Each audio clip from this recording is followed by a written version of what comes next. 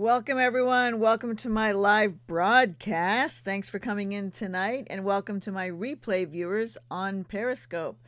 Tonight is Tuesday, and I decided to do something a little different. Usually Tuesday is Tech Tuesday, but I went and had an eye test today, so my eyes were dilated. I just couldn't do all the tech on my computer till around now when everything cleared up. So I thought I would come on tonight and do some Q&A on basic real estate investing, as well as do some Q&A on private lending and give you a few tips. I know last Friday on my broadcast, the audio went dead partway into it, so I want to make up for that and talk to you guys a little bit more about some private lending examples and things you can do to increase your chances of having a private lender in your own world, in your own real estate world. So I'm going to switch over to I need to take a look. There we go. I need to take a look at my live stream here so I can make sure that I see the chat. Looks like we're live. Okay. So I was looking for the chat on Facebook, but I don't know if I can see the questions on Facebook. I can see the chat if you're on YouTube, and I can see the chat on Periscope. So if you have any questions, and I can also see it on Instagram if I look over at the phone. So I have a chat box for YouTube, Periscope, and Instagram. If you have questions, go ahead and type those in. Otherwise, I'll talk a little bit about a few tips for private lending before we launch into Q&A.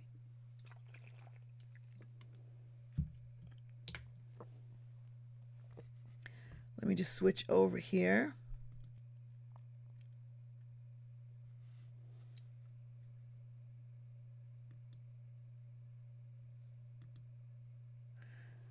All right, so I'd like to invite all of you to join me for a funding mystery challenge, and that's a 7-day challenge. It takes about 15 minutes a day. You can find it by going to fundingmysterychallenge.com and doing the sign up, and I'll show you that in a minute. You can also go to fundingchallenge.smartmember.com. That's a membership site where you can sign up, and you get a lesson every day about how to find your own private lenders. And we also have a Facebook group. I'll click over for the Instagram folks to show you what that looks like inside.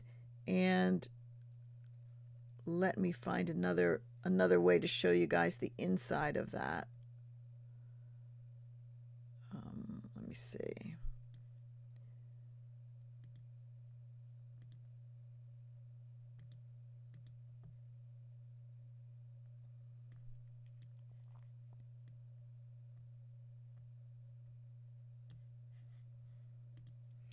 All right, so it'll pop up here in a second. The Funding Mystery Challenge, this is what the inside of the website looks like. And there are 10 lessons to help you with real estate investing and private lenders. We also have a private Facebook group. I'm not showing that on Instagram right now, but you'll see it on the right if you're watching me on Periscope, YouTube, or Facebook Live. And you'll see there's a Facebook group that you can log into and interact with the other people in the challenge. So doing the Funding Mystery Challenge is a really fun way to learn about private lenders, and it helps you develop the confidence to look for your own private lenders. So I'm going to switch it over to live. Let me get the camera switched over here. Hi, everyone. So I'm going to do a little bit of Q&A. Sorry about the hand. For my Instagram folks, I gotta tip it a little bit here. Let me sit back a little bit. Okay, so anyway, welcome everyone. If you have questions, type them into the chat, and I can view YouTube as well as Periscope, and I can look over and view Instagram live as well. You can follow me on Twitter at Pink Professor, Periscope at Pink Professor, and YouTube, Facebook, and Instagram. You can follow me on Wise Wealth University. I have the same channel on all three of those. So if you have any questions, go ahead and type those in. In the meantime, I'm going to give you 5 tips. Actually, it's 4 tips about finding your own private lenders. And I'm going to load that up on the screen. For Instagram, I'll just have to read them to you because I don't have them on a screen for you for tonight.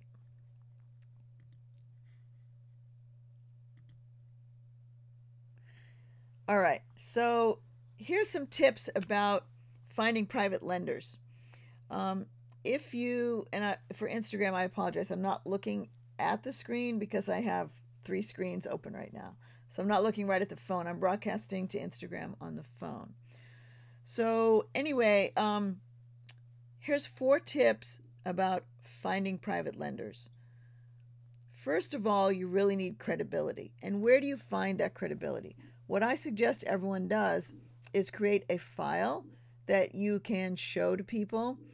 If you can't create a file, then you find a friend. So there's 2 ways you can create a file. One is a file of deals that you've already done. If they're rentals, flips, wholesales, whatever they are, where you have pictures of properties and actually the numbers, prices that you bought it for, sold it for, the rent, things like that. So you can create your own file. You can put it in a 3-ring binder. It's something you can show to people. The other thing you can do with the file is go to every single course that you took for real estate and create a certificate. Just go into Word or Pages and create a certificate that you completed that course, training, seminar, whatever it is, that you took. If it was an online course or in person, and create a file so the person that you're speaking with knows that you have some real estate education. And I just suggest slipping those into a sleeve, those clear plastic sleeves, and creating some sort of a notebook. You can also do it online if you're meeting them and you're going to, talk from a laptop. Let me move the mic a little bit closer here. Hope everyone can hear me. If you can't hear me, please let me know. I didn't plug in earphones tonight, and I don't want to have let me turn up the volume. All right. And on Instagram, I believe the volume's up all the way. Let me just check. So I just turned the phone off. Sorry about that. Let me check Instagram and get them back on.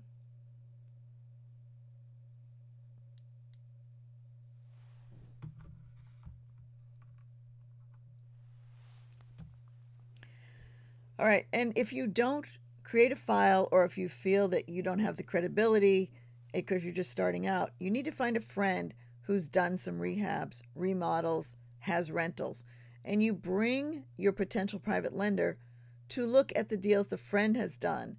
And what you're going to do is bring the friend with the money into a deal with the friend who has the real estate experience. And that way, that person can invest in someone who already has experience, but you get to be in on the deal. You're bringing them in. They make money with your friend the first time, and then you're on your way to them putting money into the next deal with you. So that's a great way to start. And I suggest people start, if someone's new to the private lending game, I suggest you start by putting them into the rehab part of the project. In other words, they don't put up the money for the purchase. They only put up the money for the rehab. So they may want to start small, 20 to 25,000 to get started. Number 2 is your terms. What are your terms? This is your program, so you get to pick your own terms. So your terms revolve around the percentage rate that you're going to pay and the loan value or loan amount that you're willing to accept. So I suggest you put a lower limit on the amount of money someone can put into the deal. Start with 20,000, 25,000, whatever you feel comfortable with. Because what happens is people will have a certain amount of money that they'll put into the deal, and it seems like that's all they have in the beginning. But once they make money with you once, they will probably increase the amount of money that they're going to put into the deal next time around. So they'll put more money in the next time. So that's a good thing to know. So your terms are your percentage and your loan amount as well as you can also talk about the terms. Is it for 6 months or a year? If it's a flip, I suggest you pay them when you close, when you sell the house. And if it's a rental, you can pay them on a monthly or a quarterly basis, whatever works best for you in your business. Okay, the next thing is script questions. That's number 3. So what I mean by script questions is what you're going to have a script of something that you're going to talk to your private lenders about. And that's going to run something like this. I'll get you started. But if you get my ebook or join the Funding Mystery Challenge, you'll find out a lot of the scripts and questions that we ask. But the first question to ask is, do you know anyone who's not making 10% return on their savings, investments, or retirement funds? So that's something that you can ask them. You can ask them, do you know anyone not receiving 8% on their savings, retirement funds, or investments? So anyway, that's why I'm looking back and forth, because I'm trying to keep the Instagram phone people involved in the conversation. So that's the first question you ask. Usually people say, well, I'm not, or, well, I don't know anyone who's getting that amount. And then that's when you reply and say, well, in my investing, my private lenders receive either 8%, 9, or 10, whatever your terms are, and stick with a certain number. That's what we pay out when you fund a deal with us. And they'll be like, oh, well, tell me more. Or they might say, well, I don't have money, but my uncle doesn't get that in the stock market. He's not doing, he goes up and down. Or he has it in some CDs and he's not getting a good fixed rate. So it's a good time to ask, do you know anyone who's not getting that kind of return? All right, so those are the script questions that you start with. Sources of funds. You need to understand the sources of funds, and I will detail out 3 or 4 of them tonight. Okay, the obviously one is savings. People have savings, and they're going to put the money into your deal. They may have it in an IRA. What you need to be able to do is explain to them how to move it from a standard IRA, say at a bank, or a stock account, into a self-directed IRA account. And there's a number of those accounts in the United States. I know that Karen Hall does UDirect IRA services, and I'm just recommending Karen because I know her. There's also Entrust, Equity Trust. There's probably about 20 private lending, not private lending, but direct real estate investing IRA companies in the country. And you can put your money in either one of those. They will then fund directly to escrow when you close on a property. So they'll wire it right into escrow. If you ask Schwab to do that or Vanguard, they're not going to do it and they're not going to know what you're talking about. So you need to be into a self-directed IRA. Another source of funds is if people have an old 401k that they didn't use, they didn't roll it into their new employer and it's just sitting there, they can take their old 401k as long as they don't work for that employer anymore, and they can roll that into a self-directed IRA. So that's an important source of funds. A lot of people have those around. They got laid off and they're not doing anything with it. And they don't need to give it to their new employer. They just have it sitting there. So it's a good way to consolidate those funds as well.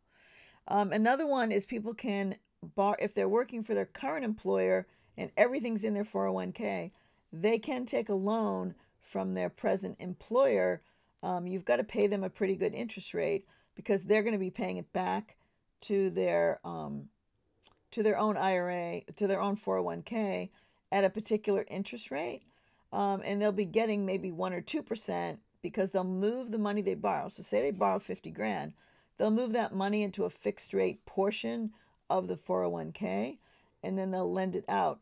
And the person's not really paying it back directly. They're taking the distribution that they have in their check, in their paycheck, and instead of sending it into their normal 401k, they're using it to pay back the loan.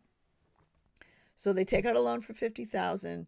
That $50,000 gets put into a fixed rate, 1 or 2%, whatever the company offers. And during that time, their 401k contributions go to paying back the loan. As soon as the loan's paid back, then they start contributing to their 401k as normally as they had done before. So that's another source of funds. The fourth source that I want to mention today are HELOCs.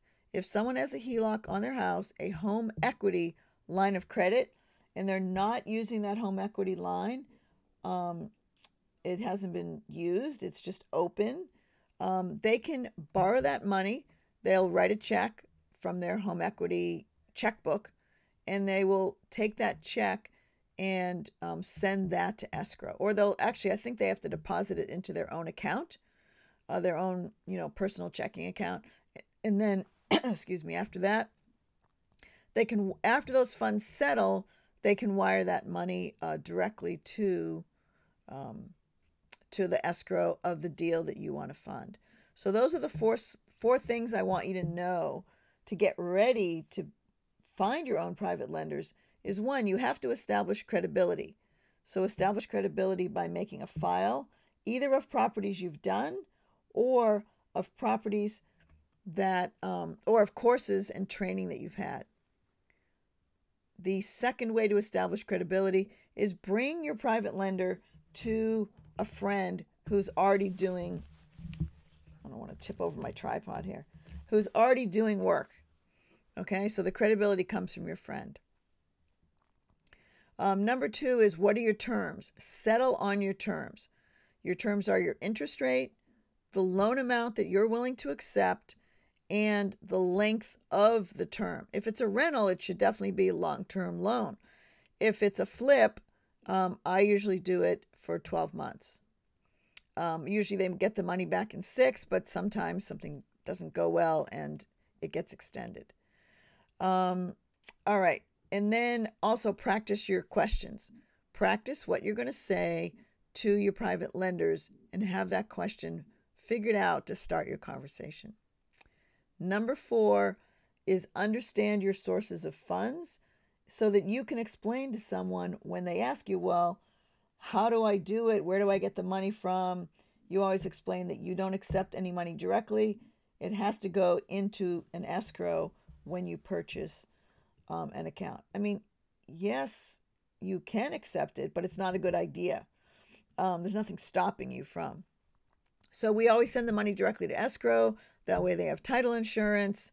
And it all seems very much like when they purchase their own property. So they understand escrow. They understand how that works. So that's the best way to do it. That way their note, deed of trust, or mortgage are recorded against the property. So those are the 4 things that I want you to know about private lending.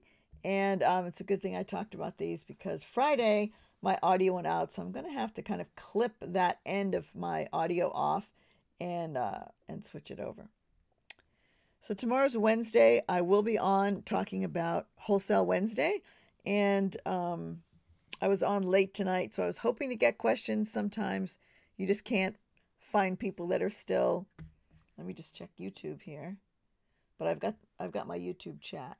Yes, you could, on YouTube, you can always put questions in the comments. All right, so last chance. If you have any questions, go ahead and type those in. Instagram, YouTube, Periscope. Anyone have any questions on private lending? I'll go over to some questions for you. Anyway, if you do want to find out more about my broadcast, please follow me on Twitter. That's where I post different times when I'm going to be live. But I always, today, because I couldn't see very well because my eyes were dilated, I didn't want to do any computer work. So normally I post on YouTube, Facebook, and Instagram so that you know that something's coming up that day. And I start posting those pretty much by lunchtime. And then when I go live, I'm live on Twitter, Facebook, and Instagram at the same time. So thank you all for watching. I hope you all have a great evening, and I hope everyone's enjoying the holiday spirit and you're all getting ready for Christmas. I'm going to close out and add a little bit of music.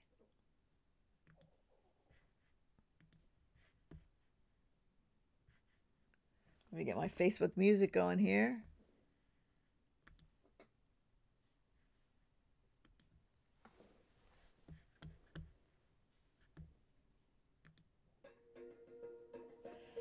All right, guys. Thanks for joining me. Thanks for watching if you're watching the replay. And I hope you have a great evening.